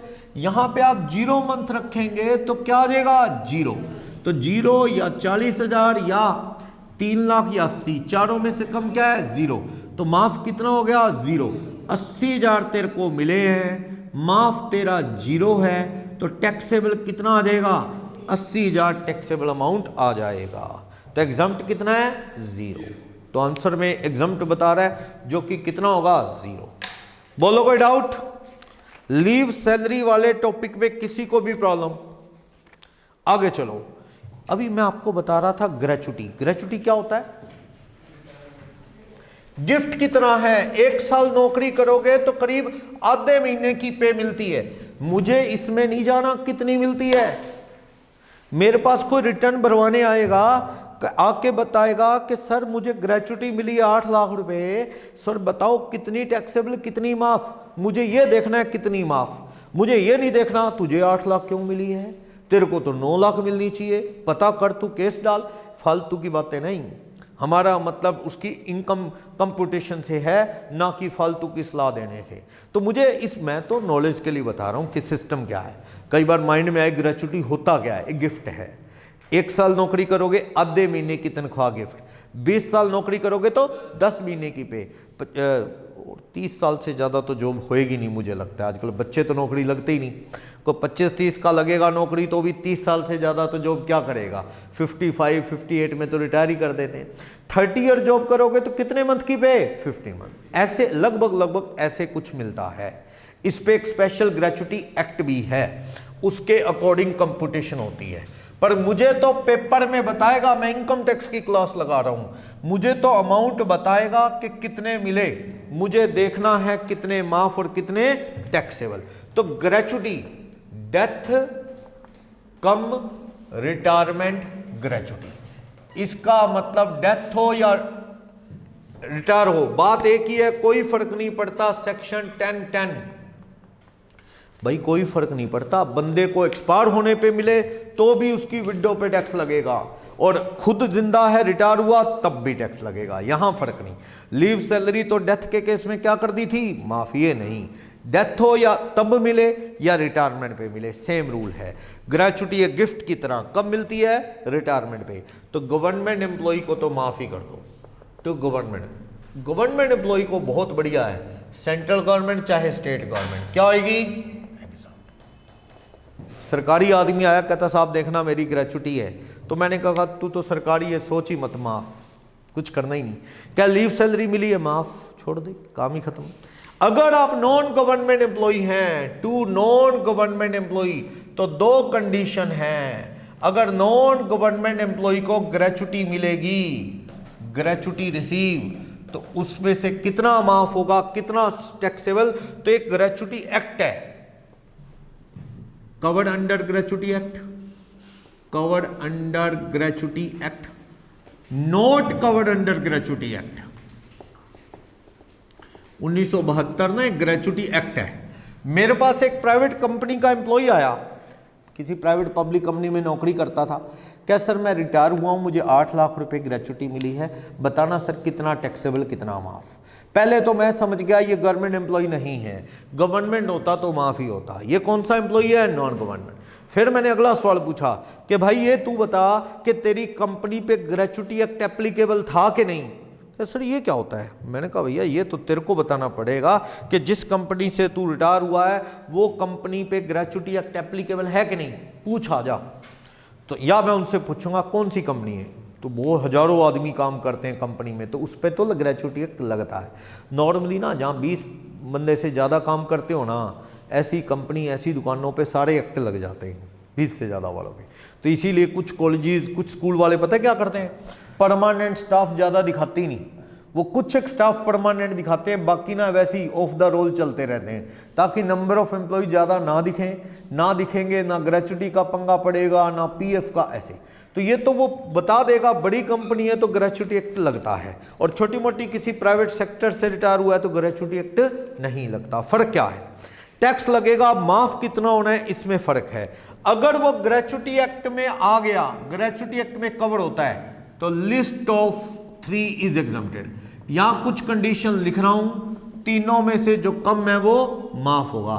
एक तो एक्चुअल ग्रेचुटी अमाउंट रिसीव, कितना मिला है ग्रेचुटी का पैसा, एक 20 लाख रुपए है, 20 लाख। एक है यहां पे ईयर ऑफ सर्विस करना है, year of service into 15/26 into last month की सैलरी। सैलरी से मेरा मतलब salary mean basic salary plus DA all type, all cases, मतलब डीए प्लेन हो या इफ वाला हो, लेना ही लेना है बस। तीनों में से जो कम होगा वो क्या हो जाएगा, एग्जम्प्ट। ध्यान से क्रैम कर लो कि सरकारी आदमी को ग्रेचुटी मिलेगी तो क्या होगी, एग्जम्प्ट। नॉन गवर्नमेंट को मिलेगी, टैक्स लगेगा, पर माफ कितना है पहले ये पता कर लो। क्या वो एम्प्लॉई ग्रेचुटी एक्ट में कवर होने वाली कंपनी से रिटायर हुआ है, आंसर इज यस। तो कितना माफ है, ईयर ऑफ सर्विस, ये ईयर ऑफ सर्विस है ना, यहाँ ईयर ऑफ सर्विस को राउंड कर लो, सर्विस को क्या करना है, राउंड ऑफ। ओवर 6 मंथ्स हो गए ना, तो उसे क्या कर लो, 1 ईयर मान लो। जैसे एक आदमी 22 साल 10 महीने नौकरी करके रिटायर हुआ, उसे 23 साल मान लो। और अगर एक आदमी 18 साल और 5 महीने जॉब करके रिटायर हुआ तो उसे 18 ईयर मान लो। यानी 6 मंथ से ज्यादा है तो नेक्स्ट में राउंड कर दो, 6 मंथ से कम है तो छोड़ दो। पहली बात ये 15/30 नहीं करना, वो कहता है संडे आते, ये आते, वो आते हैं। एक्ट में ही क्या लिखा है, 15/26। आंसर ज्यादा आएगा इससे, क्योंकि 15/30 करता तो आंसर क्या आता, थोड़ा सा कम। चलो, लास्ट मंथ की सैलरी एवरेज नहीं करनी, क्या रखनी है, सिर्फ 1 महीने की तनख्वाह। अगर आप 31 दिसंबर को रिटायर हुए तो रिटायर्ड ऑन 31 दिसंबर, तो लास्ट मंथ की पे कौन सी होगी, लास्ट मंथ की सैलरी कौन से वाली होगी, दिसंबर वाली। अगर आप रिटायर हुए 1 अगस्त को, अगस्त 20 में रिटायर हो गए 1 अगस्त को, तो लास्ट पे कौन सी गई होगी आपकी पकड़ में, जुलाई वाली, जुलाई की पे। कोई एवरेज नहीं करनी। और सैलरी रखते वक्त यहां पे 1 महीने की सैलरी रखते वक्त डीए रखना है, और कोई सा मर्जी प्लेन वाला हो या इफ वाला हो, और बेसिक रखनी है, कमीशन ऑन सेल ना रख देना, basic plus DA in all cases. Value put कर दो, तीनों में से जो कम आएगा वो क्या हो जाएगा, माफ। रख लोगे याद, क्रैमिंग और कंसेप्ट दोनों इकट्ठे चलते हैं।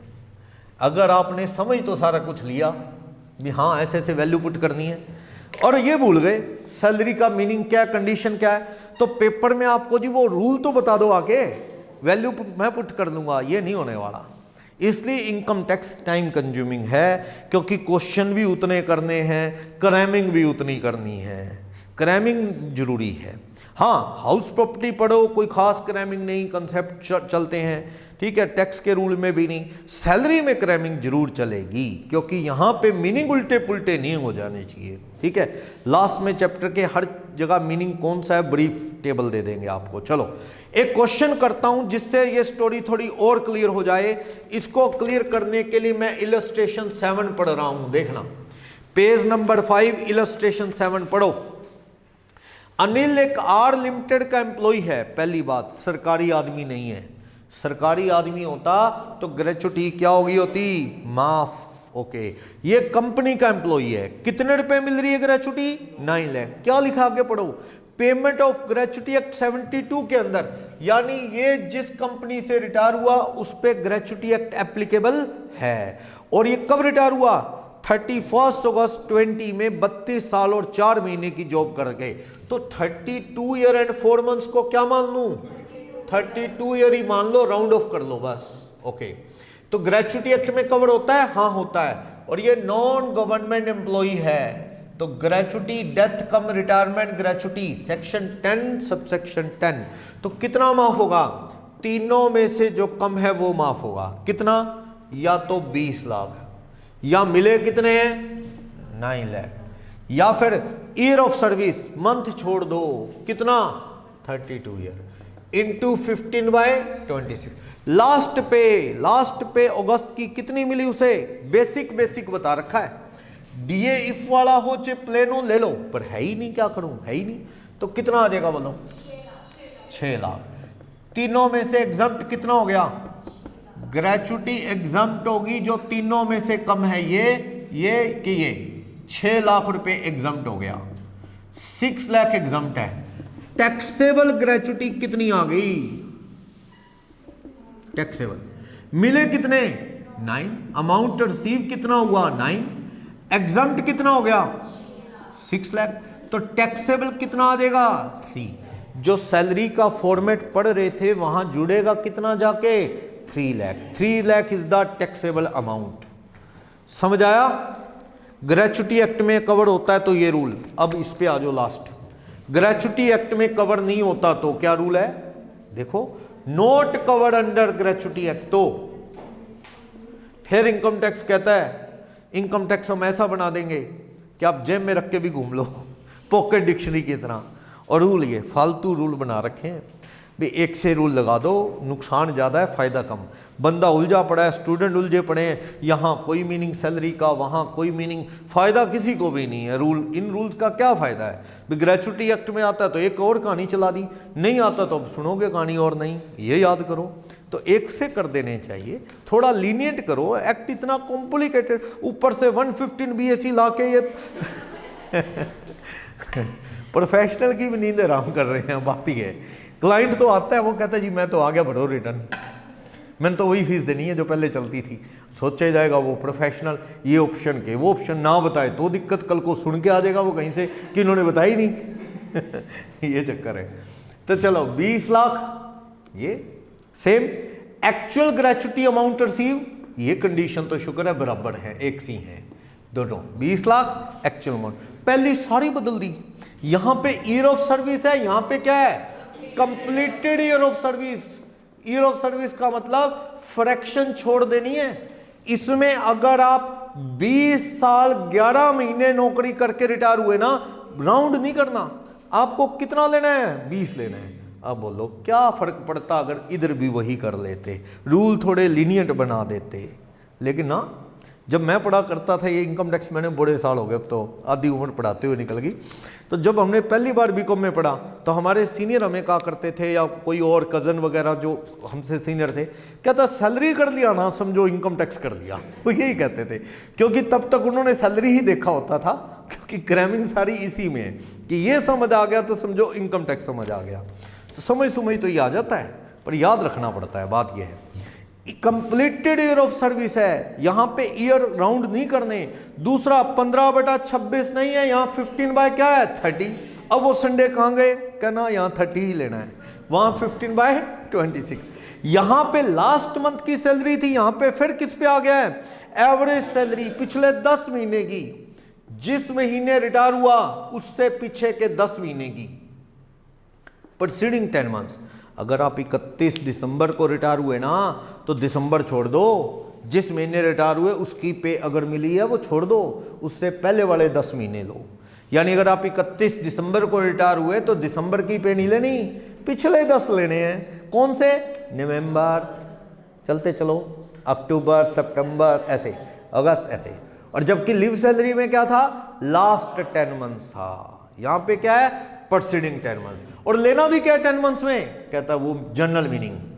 जनरल मीनिंग क्या था, बेसिक, डीए इफ वाला और कमीशन ऑन सेल, जो लीव सैलरी में था वही। यानी यहां पे 10 महीने की बेसिक लेनी है, 10 महीने का डीए इफ वाला लेना है, और क्या लेना है, 10 महीने में जो कमीशन मिला सेल पे वो लेना है, 10 से डिवाइड करना है, वो रख दो यहां पे 15/30, और क्या, कंप्लीटेड ईयर ऑफ सर्विस। तीनों में से जो कम होगा वो क्या हो जाएगा, माफ हो जाएगा। यहां पे कंप्लीटेड है इसलिए राउंड ऑफ नहीं करते, और यहां पे लास्ट 10 नहीं, प्रीसीडिंग 10 मंथ्स है। इसको थोड़ा और अच्छा क्लियर करने के लिए इलस्ट्रेशन 8 देख लो, कंसेप्ट कवर हो जाएगा। देखना, miss Lata not covered under payment of gratuity act, clear, gratuity act में कवर नहीं होती, तो इस रूल में आएगी ये। रिटायर होगी 2021 में आर लिमिटेड से, तो सरकारी आदमी नहीं है ना, कौन सी इंप्लॉई है लता, ये मिस लता नॉन गवर्नमेंट एम्प्लॉई है, ये रिटायर हुई है कहां से, आर लिमिटेड से, ग्रेचुटी एक्ट में कवर नहीं होती। कितने पैसे मिले हैं, 40 ईयर एंड 11 मंथ्स की जॉब करके 45,000, इसकी 10 महीने की एवरेज करके दे रखी है। वैसे तो प्रीसीडिंग 10 मंथ्स की देनी चाहिए, पर इसने लास्ट 10 की दे दी, अपा क्या करें, जो दे दी उठा लो फिर। कितने रुपए, 2200 रुपए, ठीक। ग्रेचुटी बताओ, हाँ जी, कितना एग्जम्प्ट है, list of following 3 is exempted, तीनों में से जो कम है लता को माफ होगा। लता ग्रेचुटी एक्ट 1972 में नहीं आती, ओके। 3 कंडीशन बताओ, एक तो 20 लाख रुपए एक्ट में लिखे हैं, ठीक, एक लता को मिले कितने हैं, 45, एक इसकी जॉब कंप्लीटेड वाले साल बताना, 40 साल 11 महीने है तो 40 साल ही रखना है। इस कैटेगरी में होती ग्रेचुटी एक्ट में तो 41 कर देता है, यहां अभी कितना राउंड नहीं करना, 40 इंटू 15/30, लास्ट 10 प्रीसीडिंग 10 महीने की बेसिक, डीएफ वाला और कमीशन लेके 10 से डिवाइड करो। अभी स्टार्टिंग के क्वेश्चन है तो कर करके दे रहा है, कहते एक बार इनको कंसेप्ट तो समझ लेने दो, कहीं सीधा ही अच्छे लेवल पे आ जाए तो फिर मिक्स हो जाएगा। तो ये कह रहा है 22, चारों 3, इसके कितना आ गया, 44, तो तीनों में से कम क्या है, 44, तो एग्जम्प्ट ग्रेचुटी कितनी आ गई, 44। टैक्सेबल ग्रेचुटी कितनी आ गई, टैक्सेबल ग्रेचुटी मिले कितने थे, 45, रिसीव हुए थे 45, एग्जम्प्ट कितने हो गए, 44, टैक्सेबल कितने हो गए, 1000 रुपए टैक्सेबल हो गए। क्लियर, बोलो कोई डाउट, समझ आया। कहता अगर लता और 2 महीने रुक के रिटायर होगी होती तो क्या करते, तो क्या पता उसकी रिटायरमेंट, मान लो एज का हिसाब ऐसे होता कि 2 महीने और पड़ी जॉब, तो ये 40 ईयर 11 मंथ है ना, 40 ईयर 11 मंथ में 2 महीने और जोड़ दूं तो 41 साल और 1 महीना हो जाएगी। तो यहां पे क्या आ जाएगा, उस केस में यहां पे 41 आ जाएगा, और ये आंसर बदल के क्या आ जाएगा, 100। चारों में से कम क्या है, 45, तो 45 मिले, 45 ही माफ। टैक्सेबल वैल्यू ग्रेचुटी की क्या आ जाएगी, 0। पढ़ लोगे। ये आपको क्या करना है, सारे रूल याद रखने हैं। 3 सैलरी के मीनिंग बता चुका हूं, 4-5 और बताऊंगा 3 बता चुका हूं, तो ये आपको मिक्स नहीं करने। और जनरल मीनिंग जो है 5 बार करीब यूज हो जाएगा, 2 बार हो चुका है, बेसिक, डीएफ वाला, कमीशन ऑन, क्योंकि कई बार काम आना है, ठीक है। एक एक्स्ट्रा है, ग्रेचुटी एक्ट में कवर होता है तो basic plus DA in all cases, वो एक्स्ट्रा है, ठीक है। तो कर लोगे याद, इसको करो, नोट्स आगे सबके पास। नेक्स्ट क्लास में कंटिन्यू करते हैं।